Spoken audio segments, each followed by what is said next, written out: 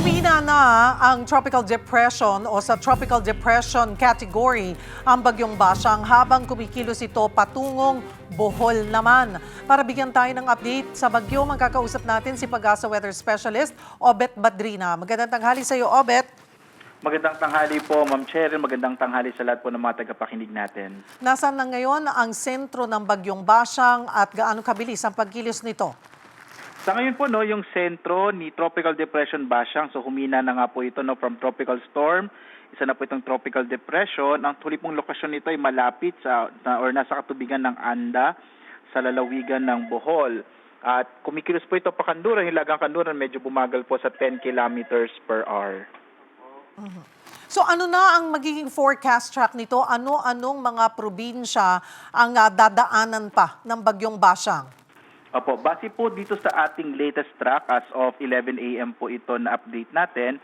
Dadaan po ito ng Bohol, gayon din lalapit po ito sa may bahagi. Sa ngayon po medyo malapit din siya sa may Camiguin at dadaan po ito ng Bohol at sa may bandang Siquijor area. And then southern part ng Cebu and then po dito sa may Negros Island region.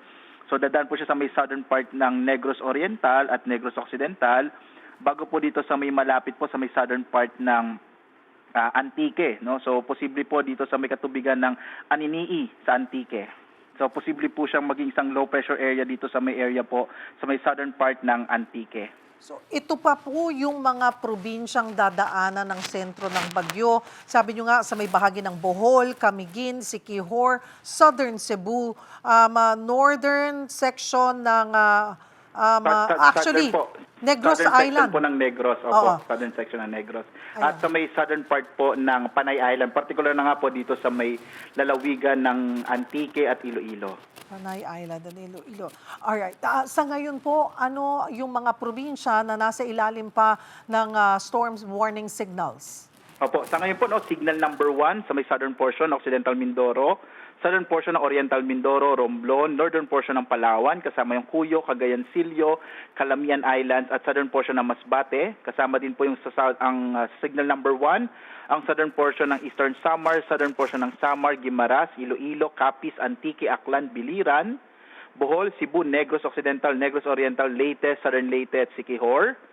Samantalang signal number 1 din po sa ilang bahagi ng Mindanao, partikular na sa Dinagat Islands, Surigao del Norte kasama Siargao, Bocas Grande Islands, Agusan del Norte, Misamis Oriental, Camiguin, northern portion ng Surigao del Sur, northern central portions ng Agusan del Sur, northern central portions ng Bukidnon, silangang bahagi ng Lanao del Norte, northern portion ng Misamis Occidental, northernmost portion ng Lanao del Sur, at silangang bahagi ng Zamboanga del Norte. So posible po susunod na update ay mamaya alas 2, pwede pa pong mabawasan itong mga lugar kung saan nakataas ang tropical cyclone wind signal, lalo't patungo na nga ito sa may Central Visayas, Ma'am Cheryl. Ang sinasabi mo nga, itong mga nabanggit natin ng mga lugar, mga kapatid, yung nakataas sa signal number 1, hangin po ang pinagbabasihan. Pero katulad ng mga paunang paalala at warnings po ng Pag-asa, itong si Bagyong Basyang ay maulan. At nakita po natin, nagdulot nga ng pagbaha ang ulan na dala nitong bagyo sa ilang probinsya po, Obet? Sa Mindanao, gaya nga ng Iligan City at Cagayan de Oro. So ito bang si Basyang kahit na humina na ulit sa tropical depression category ay patuloy pa ring magdudulot ng pag-ulan sa maraming probinsya? Ma'am Cheryl, nag-issue din po tayo ng weather advisory. Ito po yung inaasahan nating dami ng ulan na masusunod 24 oras o 24 na oras. At ngayon nga po, nabawasan na po yung mga inaasahan nating malalakas na mga pag-ulan na mararanasan. Particular na nga po nung mga lugar kung saan po direktang nakakaapekto ang bagyong Basyang. So yung naranasan po mga pag-ulan, lalo na po base po sa record naman ng ating mga istasyon, maraming ulan pong ibinuhos, lalo na dito sa may area ng Caraga, sa Surigao del Sur at Surigao del Norte. Base po yan sa mga naging observations ng ating mga weather stations. At ngayon po, since nasa may Central Visayas na po siya, at yun nga, medyo sa ngayon po ay humihina na po siya, posible po na medyo mabawasan na rin yung mga pag-ulan. Gayun pa man, Ma'am Cheryl, gusto natin bigyan ng emphasis na bagamat posibleng mabawasan po yung mga ulan na dala ng bagyong Basyang, ay nitong mga nakarang araw ay nagdala na rin siya ng mga pag-ulan. So posible pa rin naman yung mga flash floods and landslides. Sa kilos nito ay magla-landfall bang muli ang bagyo? Opo, Ma'am Cheryl, posible po itong mag-landfall base rin sa ating latest track. Una po, maaari po itong tumama sa may Bohol and then sa may southern part nga ng Cebu and then po dito sa may Negros Island. Either una po sa Negros Oriental, posible po sa may Negros Oriental na lamang at lalabas ito sa may Negros Occidental. Hmm. Ano pa yung mga dapat na, again, sabihan po natin, paalalahanan natin yung mga probinsya na kailangang maghanda dahil patuloy nga na magdudulot ng ulan pa itong si Basyang. Saan-saan pong mga probinsya ito?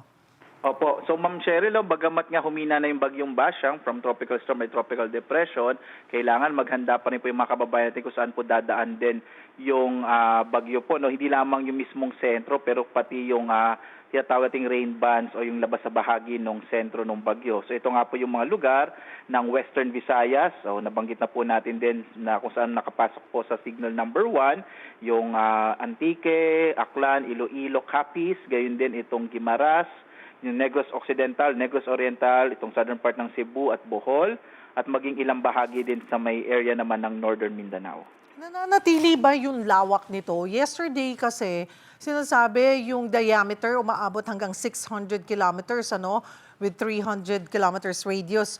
Nananatili ba sa ganito kalawak or lumiit na rin? Sa ngayon po, halos same pa rin po, no? Yung inisyo po natin, nasa 330 kilometers pa rin yung radius. So more or less, ganun pa rin po yung lawak niya. Bagamat yung bugso po ng hangin, posibleng nabawasan na po. At bukod po dito sa Bagyong Basyang, mayroon pa ba kayong nakikita or binabantayan na ibang weather systems na magdudulot pa ng pag-ulan sa bansa? Sa ngayon po, wala na tayong iba pang minomonitor na iba pang posibleng or low pressure area na maaaring maging bagyo at least in the next couple of days po.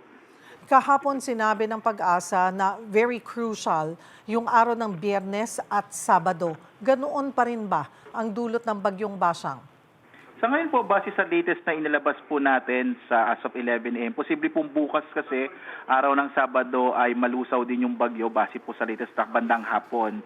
So masasabi po natin na ngayong araw ng Biyernes, crucial pa rin po yung mga pag-ulan, pagbugso ng hangin. Pero po bukas ng hapon, possible na mabawasan na po lalo na kapag nag-isang low pressure area na lamang ang bagyong Basyang.